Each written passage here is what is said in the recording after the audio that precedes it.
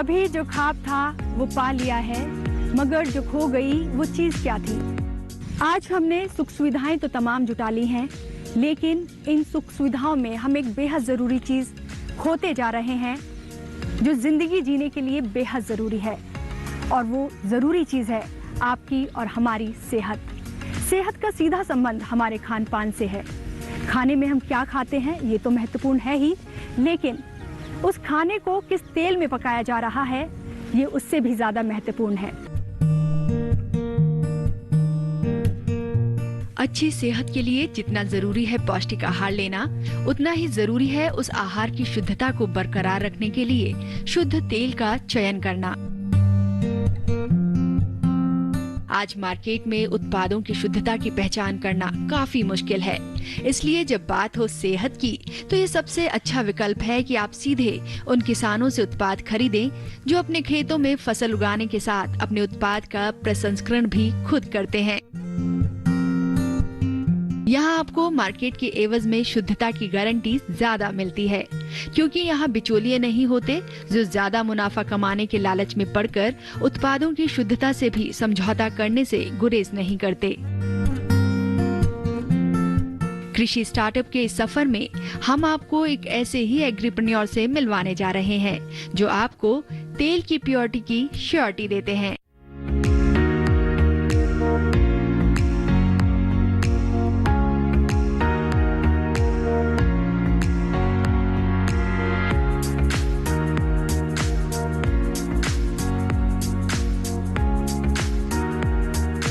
नमस्कार, कार्यक्रम कृषि स्टार्टअप में आपका स्वागत है। कृषि स्टार्टअप के आज के इस सफर में हम आप पहुंचे हैं उत्तर प्रदेश के जिला इटावा के गांव भाली में, जहां हम आपकी मुलाकात करवाएंगे एग्रीप्रेन्योर कौशल यादव से। कौशल यादव एक ऐसे युवा एग्रीप्रेन्योर हैं जिन्होंने MSc एग्रीकल्चर में डिग्री हासिल की है। शुरुआत में हर आम युवा की तरह इनका भी लक्ष्य पढ़ लिख कर एक अच्छी नौकरी हासिल करना रहा, लेकिन गांव के परिवेश में पले बढ़े कौशल को नौकरी करना रास नहीं आया, क्योंकि जज्बा था अपने गांव के लिए कुछ करने का, अपने किसान भाई बहनों के लिए कुछ करने का।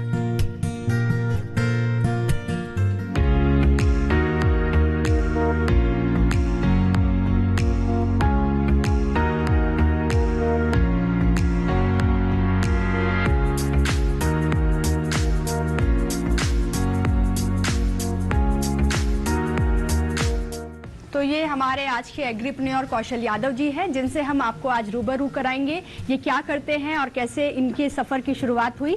तो सबसे पहले कौशल जी आप अपने बारे में बताइए हमें। यूनिट यहाँ खोला है एग्रीप्रेन्योर के तौर पे, एक मस्टर्ड ऑयल मिल छोटा सा भी इस्टेब्लिश किया है, जो कि हमें सरकार के द्वारा भी इसमें इस स्कीम का जो लॉन्च किया गया है उसके माध्यम से किया गया है। और अधिक से अधिक चाह रहे हैं कि जो हमारे जो गाँव के लोग हैं, जिस परिवेश में हम रहते हैं, किसान हमारे जो सबसे करीबी होते हैं, तो उनके लिए कुछ किया जाए। तो कहीं ना कहीं हमने सोचा कि ऐसा काम करें कि हम किसानों के लिए एक मोटिवेशन के तौर पे आए और भी किसान लोग इसको एक्सेप्ट करें। हमारी जो मिल है वो मस्टर्ड ऑयल मिल है, जो सरसों का तेल होता है ना उसकी है। आज के टाइम पे सबसे ज़्यादा क्या है कि अभी सरसों का तेल का रेट भी बहुत ज़्यादा है, और साथ ही साथ प्योरिटी ना मिलना सबसे बड़ी समस्या होती है। रेट तो होता है, कोई दिक्कत नहीं, लेकिन प्योरिटी नहीं मिलती। तो हमने सोचा कि अगर हम अगर ऐसी यूनिट इस्टेब्लिश करें कि हम कम से कम लोगों को प्योरिटी दे सकें, जो तेल की क्वालिटी है, जो नंबर 1 होता है वो रहे। साथ ही साथ हमारे किसान सबसे ज़्यादा यूज करते हैं पशुओं के चारे के उसमें दाने में खल जी, तो कहीं ना कहीं इसमें कई प्रोडक्ट मिक्सिंग करने के बाद दिए जाते थे। तो हम किसानों को डायरेक्ट प्रोवाइड कराते हैं मिल से, सीधा वो अपने पशुओं के लिए खल ले सकते हैं, और बहुत कम दामों पे। जी जी।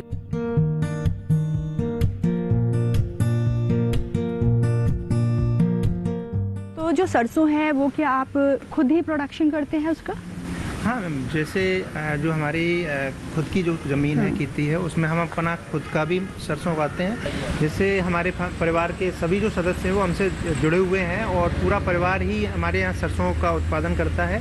और इस उत्पादन में क्या होता है मैडम, जो पहले हमारे फैमिली के थे, जो हमारे कनेक्ट किसान थे 200 से 250 किसान, वो मंडी ले जाने में बड़े प्रॉब्लम क्रिएट होती थी। जैसे उनके ट्रांसपोर्टेशन का है, अब मंडी में ले जाने के बाद उनका तुलाई कैसे हो रही, क्या हो रही, कितने समय बाद हो रही है, वो अपने मन की होती थी। तो जब भी हमारे यहाँ किसान आते हैं जो हमारे कॉन्टैक्ट के हैं, जिनको हम ग्रो कराते हैं और जिनसे हम खरीदते हैं, ऐसा नहीं है कि जो कॉन्टैक्ट उनकी खरीदते हैं, जो भी किसान हमारे पास आ जाता है मैं सभी की खरीदता हूँ, अच्छे दाम में खरीदता हूँ। जैसे 200 से 300 रुपये जो मार्केट वैल्यू होती है उससे ज़्यादा खरीद लेता हूँ। तो किसान भी जुड़ रहे हैं और भी आगे फ्यूचर में जुड़ेंगे। तो हमारा यही है काम कि कम से कम जो किसान हैं हमारे द्वारा जो लाभ अधिक से अधिक मिले, उनका कॉस्ट कम आए और जो यूनिट प्रोसेसिंग के लिए जो बाहर जाना पड़ता है उनको, तो हमारे यहाँ पे हो सके उनके लिए और बड़े आसानी से भी हो सके, जिससे कि कोई समस्या ना आए उन लोगों। गांव के किसान आज कौशल से काफी खुश हैं। उनका मानना है कि कौशल की वजह से उन्हें अब मंडियों के चक्कर नहीं लगाने पड़ते। गांव में रहते हुए वो मंडियों से ज्यादा अच्छे दामों पर अपनी फसल बेच पाते हैं, जिससे उनका ट्रांसपोर्टेशन का खर्चा भी बच जाता है। हम लोगों को कहीं मंडी में नहीं जाना पड़ता है। कौशल के माध्यम से हम और सब लोग, गांव के सब लोग अच्छा पैसा लेते हैं और तत्काल पैसा मिल जाता है, ज़्यादा समय नहीं लगता है। और मंडियों में तो जो आढ़तिया लोग हैं वो हम लोगों को 1 माह 2 माह 4 माह चक्कर काटते, कभी कभी तो देते ही नहीं। फसल मिल जाती है हम लोगों को, उसके बाद बिक्री करने में कौशल के माध्यम से या कौशल को ही देने में हमें कोई सुविधा नहीं होती है, जिससे हमें मार्केट रेट से मूल्य भी अच्छा मिलता है। सरसों लोग कम करते थे, उनकी सरसों उन्होंने खरीदी, अब लोग सरसों भी ज़्यादा पैदा करने लगे। अब यहाँ से मार्केट में जाने के लिए एक तो ट्रांसपोर्टेशन का खर्चा बता, लोग यहीं सरसों देने लगे और मस्टर्ड ऑयल बनने लगा। किसानों को खली भी मिलने लगी जो कि शुद्धता, मिलावट आजकल हर मार्केट में है, वो मिलावट से दूर होकर प्योरिटी दे दी इन्होंने। मार्केट डेवलप की तरफ हुआ। जो बीज के बारे में थी, जो कौशल किशोर के माध्यम से जानकारी मिली है, इसमें पैदावार भी अधिक होती है और कोई ऐसी बेचने में जो दिक्कत थी मंडी के बारे में वो भी इतनी नहीं है। यहाँ खरीदने बेचने में भी लाभ होता है। कौशल, मैं आपसे आगे भी इस बारे में जानूंगी, सरसों की किस तरह से प्रोसेसिंग होती है, क्या होती है, लेकिन मैं पहले ये जानना चाहूंगी क्योंकि आप MSc पोस्ट ग्रेजुएट हैं और एग्रीकल्चर से, तो क्योंकि ऑप्शंस बहुत रहते हैं एग्रीकल्चर के फील्ड में भी जॉब करने के, तो क्या कभी नौकरी की तरफ रुझान नहीं हुआ आपका? मैम, मैं एग्रीकल्चर से पोस्ट ग्रेजुएट हैं और मेरा कैंपस सिलेक्शन भी हुआ था। 6,50,000 रुपये का पैकेज था। मैंने 7 से 8 महीने जॉब भी किया। जब मैंने जॉब किया तो मुझे लगा कि अगर किसानों के साथ साथ मैं देख रहा हूँ वहाँ पे कितना अन्याय होता है कि किसान को क्या चाहिए, क्या नहीं चाहिए, क्या दिया जाता है ना, तो किसान बहुत ज़्यादा परेशान होता है। तो मैंने सोचा कि कहीं ना कहीं हमने सुना था कि किसान की आय दोगुना कैसे हो, तो सबसे पहले तो विचार किया कैसे करना है।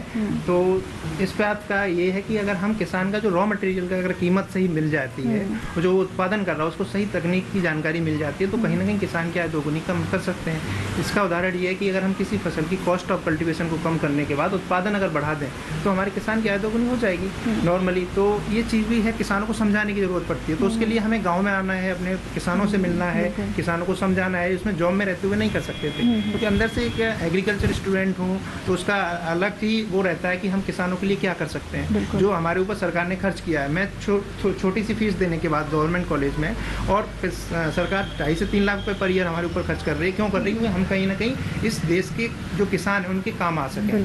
तो नौकरी करने के बाद हम अकेले अपने काम आ सकते थे, लेकिन हम किसानों को सभी को लेकर काम करना चाहते हैं। उसमें हम अपना रोजगार भी देख रहे हैं कि हमारा रोजगार भी ऐसा नहीं कि हम सारे काम किसानों के लिए करते रहे, मुझे ना मिले। तो हमने इसके साथ अपना जो छोटा सा यूनिट मस्टर्ड ऑयल मिल खोला है, जिससे किसान हमसे डायरेक्ट कनेक्ट हैं। तो हम किसानों को कहीं ना कहीं उस चीज़ को फायदा देते हैं। तो उसमें भी उनका जो माननीय प्रधानमंत्री मोदी जी की जो योजना है किसानों की आय को दोगुना करने का, वो यहाँ बिल्कुल सही सटीक बैठता मेरे हिसाब से, जो हम काम कर रहे हैं उसमें।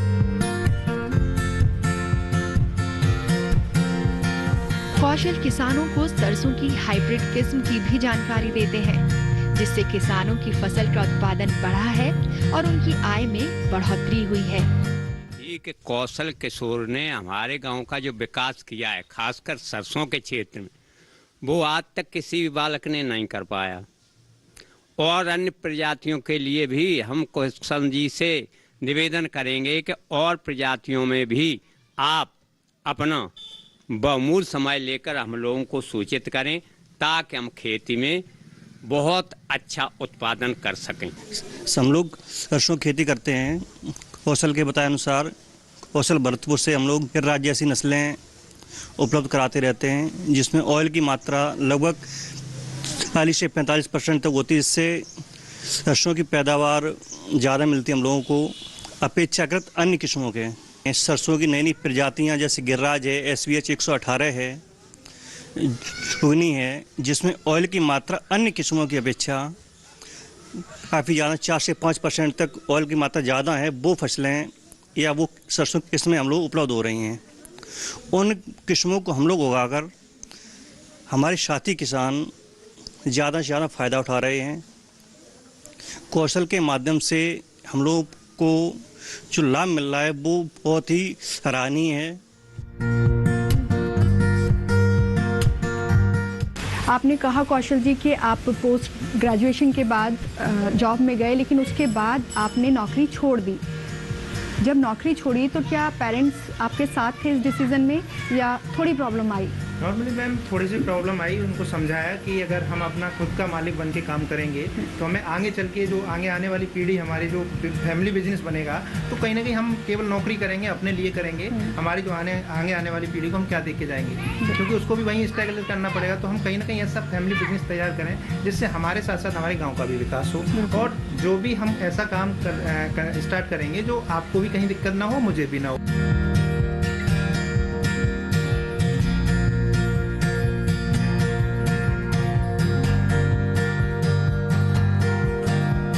कौशल ने जब नौकरी छोड़ने का फैसला लिया था, तब कौशल के इस फैसले ने घर वालों को काफी चिंता में डाल दिया था। लेकिन आज कौशल की कुशलता और आज उनके काम के प्रति मेहनत और लगन देखकर कौशल के घर वाले खुश तो हैं ही, साथ ही गौरवान्वित भी महसूस करते हैं। कौशल ने अपने रोजगार के साथ ही किसानों की आय को भी बढ़ाने में मदद की है। कौशल किशोर मेरे नाती हैं।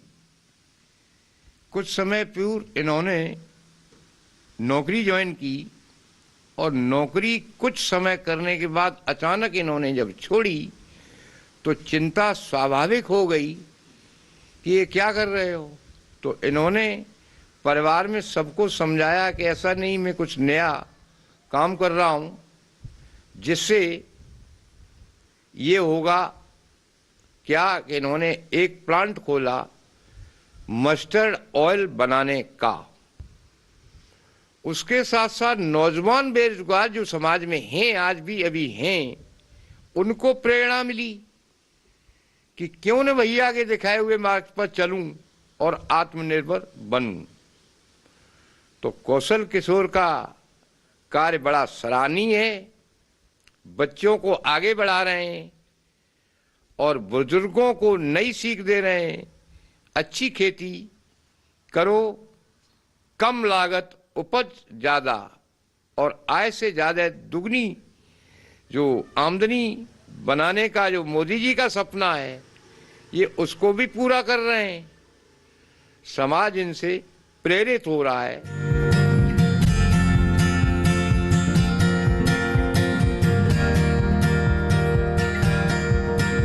तब मैंने ये नवंबर में स्टार्ट किया था एस्टेब्लिश, हमारे को 3 महीने हुए, तो उसके बाद जस्ट कोविड लग गया।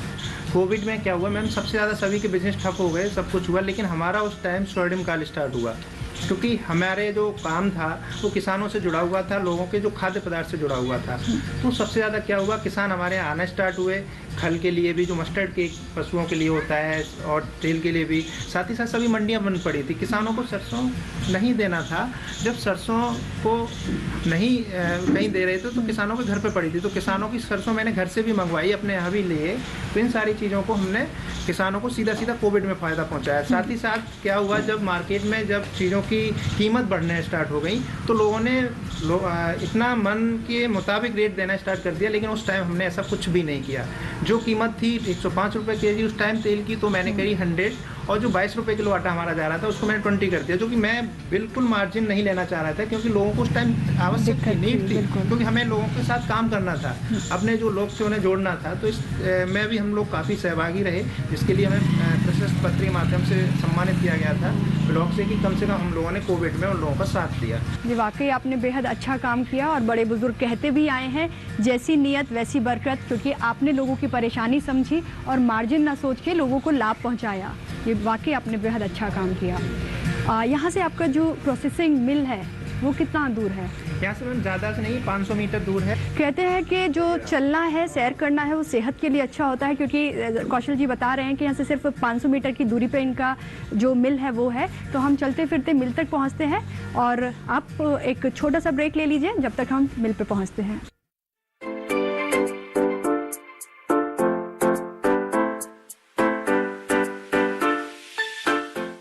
हमने फसल बीमा योजना को अधिक प्रभावी बनाया, उसके दायरे में ज्यादा किसानों को लाए। नहीं है डर नहीं फिकर, मिली हमें नई डगर, फसल का करवा के बीमा किसान की चिंता को छीना, हुआ सुरक्षित कल सुरक्षित फसल निश्चित किसान, फसल बीमा सबका समाधान। आज ही प्रधानमंत्री फसल बीमा योजना से जुड़ें और फसल नुकसान से होने वाली आर्थिक हानि से निश्चिंत हो जाएं, ताकि प्राकृतिक और स्थानीय आपदा पर भी फसल नुकसान होने पर आप उसकी सही कीमत पाएं।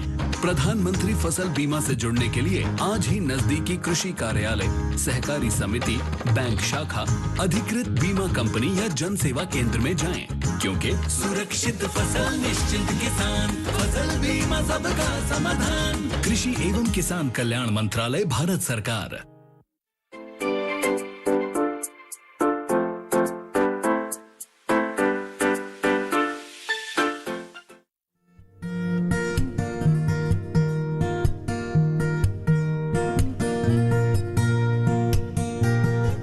कभी नौकरी का सालाना 6 लाख रुपए का पैकेज पाने वाले कौशल आज तेल मिल से लगभग 98 लाख रुपए सालाना कमा रहे हैं। इतना ही नहीं, गांव में तेल मिल खुलने से लोगों को रोजगार भी मिला है। तो फाइनली हम मिल पर आ पहुंचे हैं। यहाँ हम समझेंगे कि जो तेल की प्रोसेसिंग है वो किस तरह से होती है, सरसों को डाल के तेल कैसे निकाला जाता है। तो चलिए कौशल जी, आप हमें बताएं कि इस मशीन का इस्तेमाल कैसे किया जाता है।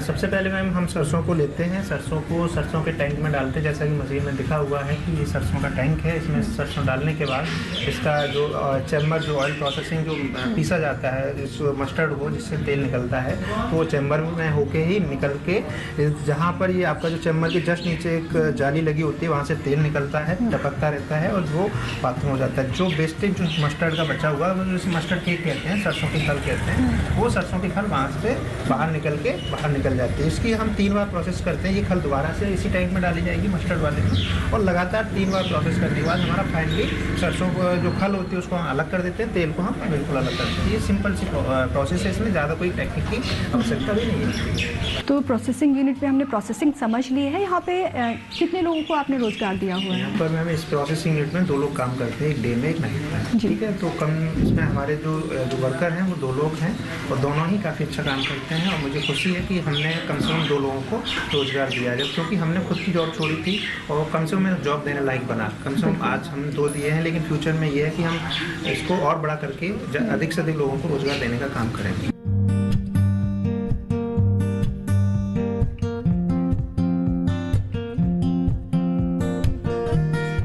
देश के युवा स्वरोजगार को चुने, इसके लिए सरकार भी उन्हें हर मुमकिन मदद दे रही है, जिसमें ट्रेनिंग से लेकर लोन और सब्सिडी शामिल हैं। देखिए, नया जो परिवेश है उसमें कृषि को लेकर जो पहले की एपैथी थी, उदासीनता थी, वो अब नहीं रही है। और अब जो यूथ है वो इसमें बड़े संख्या में आ रहे हैं और नई टेक्नोलॉजी के माध्यम से वो एक मॉडर्न जो एग्रीकल्चर है उसको अपना रहे हैं। इसके लिए गवर्नमेंट की तरफ से लगातार उनको ट्रेनिंग्स, वर्कशॉप्स, सब्सिडीज के जरिए निरंतर प्रमोट भी किया जा रहा है। उनका जो भी प्रोड्यूस है उसके लिए मार्केट सपोर्ट भी दिया जा रहा है। सपोर्ट प्राइस का तो आप जानते ही वो सारा मैकेनिज्म जो भी है। इस तरह से जो नए यूथ हैं उनको गवर्नमेंट के स्तर पर निरंतर प्रोत्साहित किया जा रहा है।